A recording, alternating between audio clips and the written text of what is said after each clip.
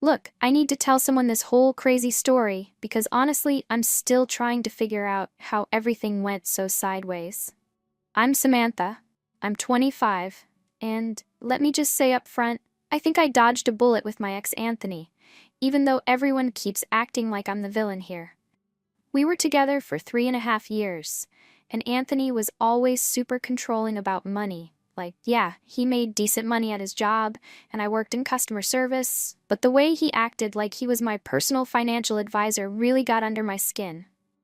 I had this gorgeous apartment that cost me $4,500 a month, and okay, it was expensive, but it was in the perfect location, and I deserved to live somewhere nice, you know?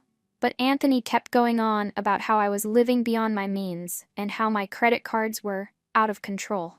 Between us, I wasn't even that bad with money. Sure, I liked nice things and maybe went overboard sometimes, but doesn't everyone? Anthony made it sound like I was some kind of shopping addict, which was totally unfair. I just knew what I liked and wasn't afraid to go after it. But he kept pushing about my financial situation until finally I agreed to this whole plan where if I could cut my spending for 3 months, I could move in with his townhouse and save money. And you know what? I did it. I proved I could be responsible when I wanted to be. We agreed that the $4,500 I was saving on rent would go $2,000 to paying off my credit cards and $2,500 into savings. For 9 whole months, I stuck to this plan while Anthony got to play house with me, doing most of the cooking and cleaning, though he never seemed to notice that contribution. But here's the thing. That money sitting in savings was driving me absolutely crazy. $20,000 just sitting there doing nothing while I'm walking around, feeling completely insecure about my body. I'd scroll through Instagram and see all these girls with these amazing curves, and I'd look at myself in the mirror and just feel so flat and boring. Anthony always said he thought I was beautiful, but that's what boyfriends are supposed to say, right? My cousin Brianna had gotten work done about a year before, and, oh my god, she looked incredible. Guys were falling all over themselves to talk to her, and she just had this confidence I was so jealous of. When she came to visit, I couldn't stop staring at how amazing she looked. Her whole body just had this perfect hourglass shape that made her clothes fit like they were custom made. So I started researching Brazilian butt lifts. And yeah, I know what you're thinking. I should have talked to Anthony about it. But honestly, I already knew what he'd say. He'd give me some lecture about how I was fine the way I was and how it was dangerous and expensive. He was always trying to control what I did with my appearance anyway. When I wanted highlights, he made this face like I was asking to tattoo my forehead. When I bought new workout clothes, he'd make comments about how much I was spending. The more I thought about it, the more I realized this was my money that I had saved by being responsible, just like he wanted. This wasn't his decision to make.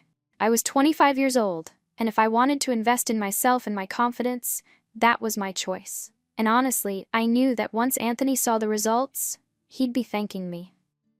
I found this amazing surgeon who specialized in BBLs, and when I saw the before and after photos, I knew I had to do it. The consultation was incredible.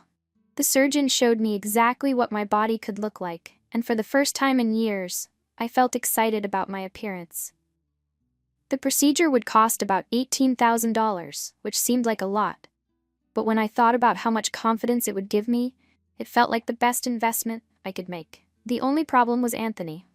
I knew he'd try to talk me out of it or make me feel guilty about spending our savings, even though it was money I had saved. So I started planning. Brianna was always talking about how our family never got together enough, and Anthony knew I felt guilty about not visiting more often. When I told him my grandmother was having health issues and the family wanted to get together for a couple weeks, it seemed like the perfect cover story. Anthony was so sweet about it too, which honestly made me feel a little bad. He offered to come with me for support, and when I said it was just going to be the women in the family, he totally understood. He even helped me book the flight and gave me extra money for expenses. Part of me felt guilty seeing how worried he was about my grandmother, but I told myself that this lie was protecting both of us. The night before I left, Anthony held me so tight and told me how proud he was of me for being there for my family. I remember thinking that when I came back looking incredible, he'd understand why I had to do this. He'd see how much happier and more confident I was, and he'd realize that this was exactly what our relationship needed. The flight felt like forever, but I was so excited I could barely sit still. Brianna picked me up from the airport, and we went straight to her apartment, where I'd be staying during recovery. She was so excited for me, showing me all her before and after photos again, and telling me how the procedure had changed her life. The morning of the surgery, I was nervous but mostly just ready to get it over with. The clinic was beautiful and professional, and all the staff kept telling me how great I was going to look. When I woke up from the anesthesia, the first thing I did was try to feel the difference. And oh my God, even with all the swelling and bandages, I could tell it was going to be incredible.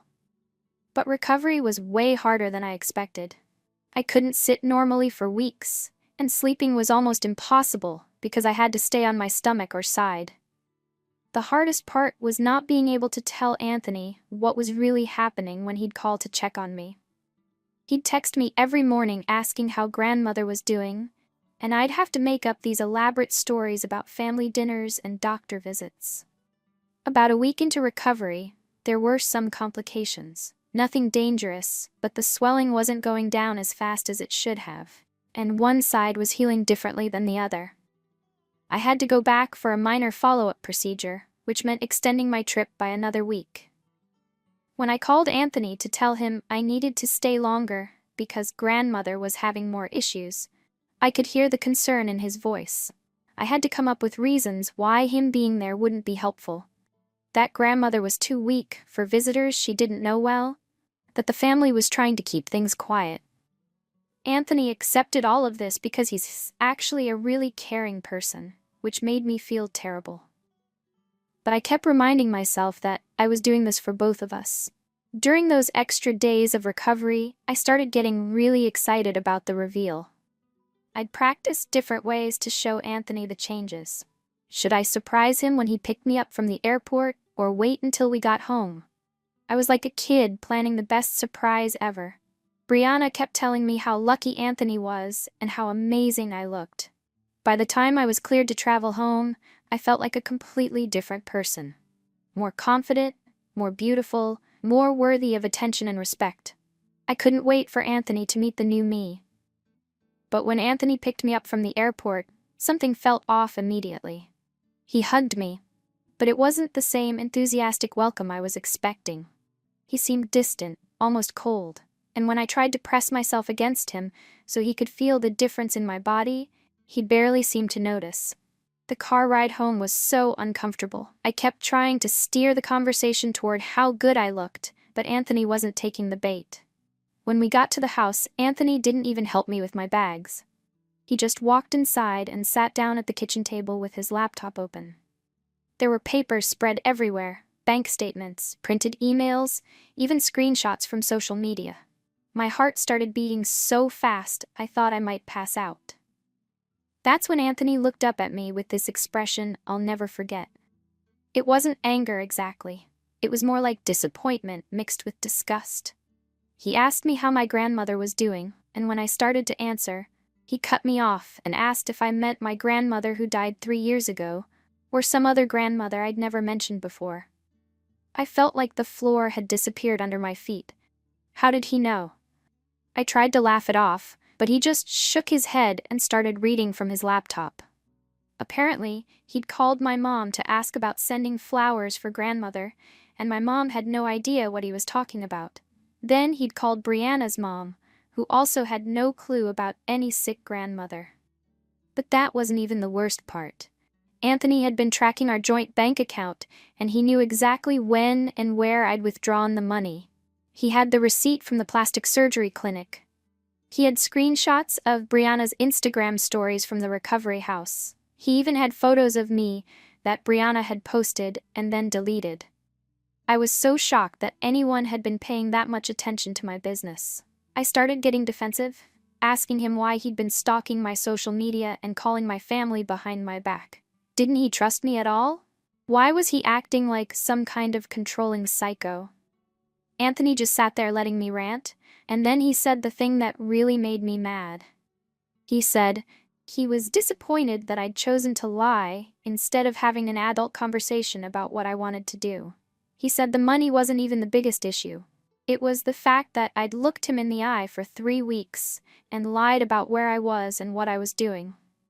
That's when I finally exploded. I told him that this was exactly why I couldn't tell him the truth, because he was so controlling and judgmental about everything I wanted to do for myself. I said that I was a grown woman who had every right to make decisions about my own body, and that I'd save that money by being responsible just like he wanted. But Anthony wasn't hearing any of it. He said that lying about a family emergency to cover up major surgery was manipulative and dangerous. What if something had gone wrong? What if I'd had complications and he needed to make medical decisions for me? How could he trust anything I said ever again? I tried to show him how incredible I looked, how much better I felt about myself, how this was all going to benefit both of us. I even changed into the dress I'd bought specifically for this moment. But Anthony wouldn't even look at me properly. He just kept talking about trust and honesty and partnership like we were in some kind of business meeting. The fight went on for hours. I tried everything, crying, explaining how insecure I'd been feeling, reminding him of all the sacrifices I'd made to move in with him. But nothing worked. Finally, Anthony told me to pack my things and leave. Just like that. After 3.5 years together, he was throwing me out because I'd made one decision without consulting him first. Moving back into my old apartment was humiliating and expensive as hell. The rent had gone up to nearly $5,000 a month, and with my savings completely gone, I had to put everything on credit cards. But I kept telling myself this was temporary. Once Anthony calmed down and realized what he'd lost, he'd come crawling back. I started reaching out to our mutual friends, trying to get them to talk sense into Anthony. But most of them were being really weird and distant with me. It was like Anthony had gotten to them first and poisoned them against me. His sister Kenna was the worst. When I called her crying about how unfairly Anthony was treating me, she actually had the nerve to lecture me about betraying trust and financial irresponsibility. The few friends who did listen kept asking these annoying questions about why I felt like I had to lie instead of just talking to Anthony. They didn't understand the dynamic of our relationship or how controlling he could be when he wanted something. I tried texting Anthony a few times, sending him photos of how incredible I looked now that the swelling had gone down completely. The results were absolutely amazing, exactly what I'd hoped for and more. But Anthony wouldn't even respond to my messages. His friends told me he'd blocked my number, which seemed so extreme and childish. The financial situation was getting really stressful. Between the expensive rent, the credit card payments for the surgery, and my regular expenses, I was barely keeping my head above water. Dating was weird too. Guys would approach me constantly now, which was amazing for my confidence, but none of them were serious relationship material. I started following Anthony on social media through fake accounts, just to see what he was up to. For the first few months, he barely posted anything, which made me think maybe he was as miserable as I was. But gradually, he started sharing more stuff. Photos from work events, hiking trips with friends, family gatherings where everyone looked happy and relaxed. About 6 months after we broke up, I heard through the grapevine that Anthony had started dating someone new. I felt like I'd been punched in the stomach. How could he move on so quickly after everything we'd shared? I tried to find out more about this new girl, but everyone was being really secretive about it. Then Kenna posted a photo from some family barbecue, and there was Anthony with this plain-looking girl who was nothing special at all. She wasn't even that pretty, and she definitely didn't have the kind of body that would make heads turn. I couldn't understand what Anthony saw in her when he could have had me back, looking better than ever. I started showing up at places where I knew Anthony would be. The gym we used to go to together, the coffee shop near his office. I'd dress in outfits that really showed off my new body, hoping he'd see what he was missing. The worst encounter was at the farmer's market we used to visit every Saturday morning. I saw Anthony there with his new girlfriend, and they were doing all the things we used to do together. I walked right up to them and said hi, acting super friendly and confident. Anthony introduced me as his ex-girlfriend Samantha, which stung a little, but I smiled and shook hands with this Danica girl. She seemed nervous, which I thought was funny since she had nothing to be intimidated by if Anthony was really over me. But Anthony didn't seem impressed at all. He was actually more focused on making sure Danica felt comfortable than on catching up with me.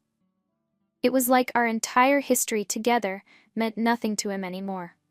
That's when I decided I needed to take more direct action. I started leaving little gifts at his office. Nothing too crazy, just things that reminded me of our good times together. But Anthony actually called me and asked me to stop. He said it was making his coworkers uncomfortable and that he'd appreciate it if I'd respect his boundaries. That phone call really hurt my feelings. Anthony was being so cold and formal, like I was some kind of stalker instead of someone who'd shared years of his life.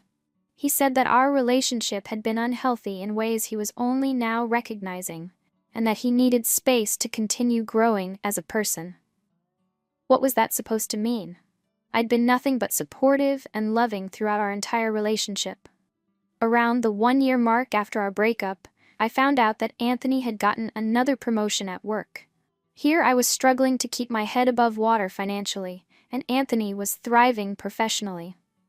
It seemed so unfair that he got to move on and succeed, while I was stuck dealing with the consequences of choices we'd both been responsible for. About 18 months after our breakup, I found out through social media that Anthony had proposed to Danica. The photos were all over his family's accounts.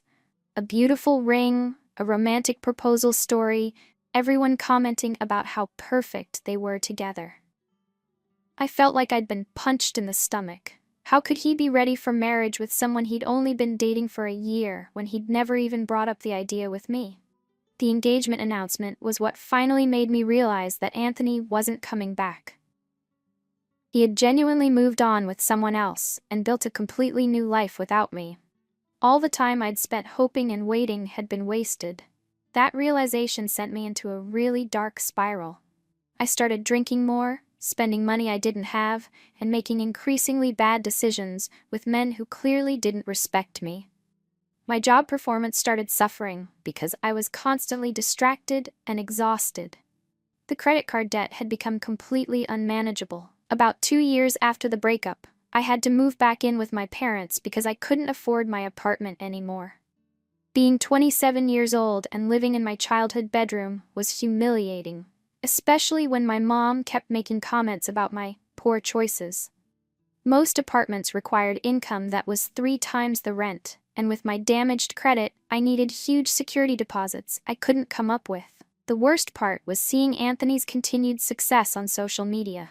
He'd gotten another promotion, bought a house with Danica, and seemed to be living this perfect life that should have been mine. Meanwhile, I couldn't afford the regular treatments and maintenance that kept me looking my best. And the surgery results were starting to change as my weight fluctuated from poor eating habits. I started having complications from the surgery that required medical attention I couldn't afford. My insurance wouldn't cover any of it since it was considered cosmetic, and the original surgeon wanted thousands of dollars just for consultations about fixing the problems. 3 years after the breakup, I found out that Anthony and Danica had gotten married in this beautiful wedding that looked exactly like everything I'd dreamed of for myself. The photos showed all our old mutual friends celebrating with them, looking genuinely happy and excited. It should have been me in those pictures, but instead I was scrolling through them alone in my childhood bedroom, unemployed after getting fired for too many absences. The wedding photos were what finally broke something in me. I realized that not only had Anthony moved on completely, but he'd also found a happiness with Danica that he'd never had with me. They looked like they actually enjoyed each other's company, in a way that Anthony and I never really had. Now, 4 years later, I'm finally getting back on my feet financially, but I'm nowhere near where I thought I'd be at 29. I have a decent job, my own apartment again, and I've paid off most of the debt from those dark years after the breakup. But I can't help feeling bitter about how differently things could have gone if Anthony had just been more supportive and understanding about my choices. I don't regret getting the surgery. I still love how I look and the confidence it gave me, even if maintaining it has been more expensive and complicated than I expected. What I regret is being with someone who made me feel like I had to lie about wanting to improve myself. A truly supportive partner would have found a way to work through the money issue instead of just throwing me out and moving on like I'd never mattered at all. Sometimes I wonder what would have happened if I'd been honest with Anthony from the beginning. But honestly, I don't think it would have made a difference. He was always going to be the type of person who wanted to control every aspect of our shared life. And I was always going to be someone who needed the freedom to make my own choices about my body and my future. The hardest part is accepting that Anthony seems genuinely happier without me. I always thought that if we broke up, he'd realize what he'd lost and spend years regretting his decision. Instead, he immediately found someone who fit better into his vision of the perfect life. And he's never looked back. I still think Anthony overreacted to the whole situation, and I still think a more mature person would have found a way to work through the trust issues instead of just ending everything. But I've learned that you can't make someone love you the way you need to be loved. And sometimes the best thing you can do is let them go find someone who makes them happy, even if it's not you. It just took me 4 years and a lot of pain to figure that out.